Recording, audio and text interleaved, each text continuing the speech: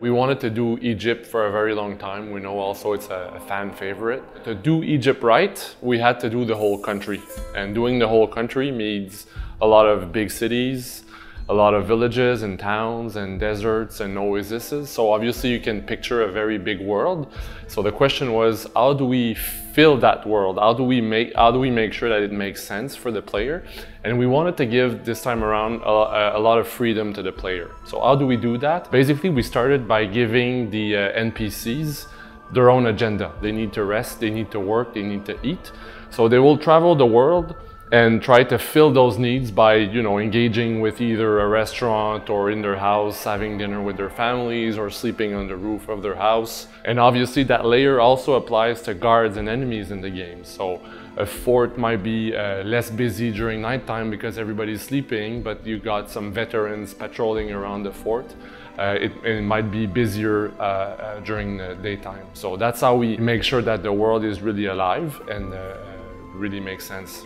What's great about Egypt is that there's a lot of animals, and we really embraced that, and we wanted to give really the Egyptian experience, but in terms of fauna to the player. So there's crocodiles. Obviously you can't do a game about Egypt without crocodiles, but we got hippos, pink flamingos, hyenas, snakes, all sort of wildlife that also have different levels of difficulty, obviously, where you are in the game, all based on the actual animal behavior. We studied a lot of videos on that one to try to be as accurate as we could.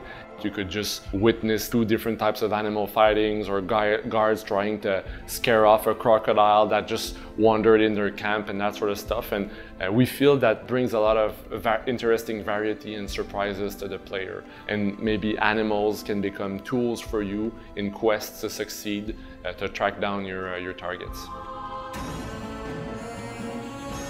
So we went from having missions to quests, and quests are much more open-ended. So basically you can have as many active quests as you want. So as you meet NPCs in the world, they'll tell you their story and ultimately maybe give you a quest that you can choose to accept. So you accept a quest, and then you decide which quest that you want to do at a given time based on either proximity or just personal interest.